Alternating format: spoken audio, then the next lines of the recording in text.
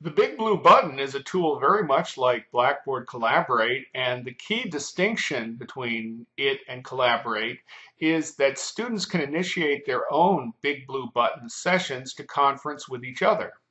So all we're going to cover in this particular segment is an overview of the tool, since it's really quite simple to use, and if you're going to have your students use it, you probably ought to just try it out yourself.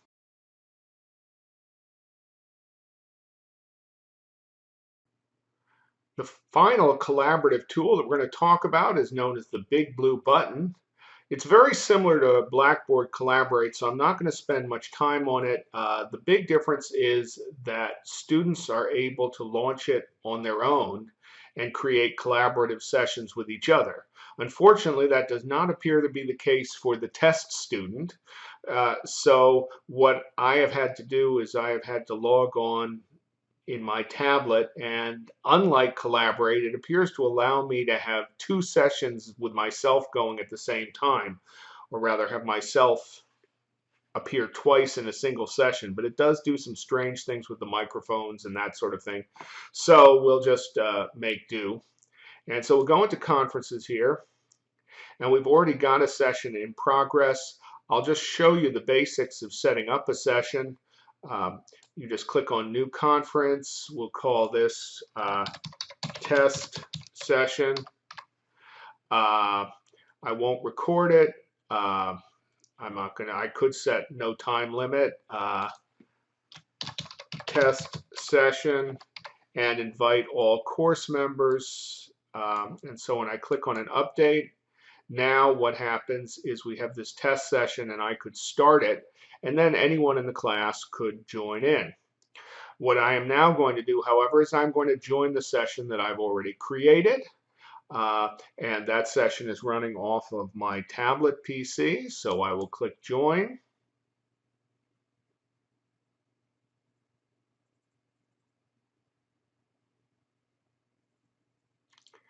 And I will allow permission for this session to use my microphone and my camera. I will then join the audio portion of the session. And you'll notice I've got the microphone on my other laptop, and that's what the fuzziness indicates. And I'm not facing the webcam because that's my other laptop's webcam. However, I can in fact initiate this webcam, and I will start sharing. And now we've got one picture of me in profile, and we've got another that is actually going out from my main computer. Similar aspects to Blackboard Collaborate in many ways. You can identify a person as a presenter, and then the presenter has control of the whiteboard. Again, you can do things like download PowerPoints and draw on it. It's got many of the same features as the whiteboard in Blackboard Collaborate. You've got a public chat area. One thing that it does not have is the ability to set up separate rooms. That's a feature that is commonly used in Collaborate that I'll demonstrate in our face-to-face sessions. But other than that, it's a very convenient way for students to collaborate with each other, and it gives you the ability to have multiple mics going at the same time.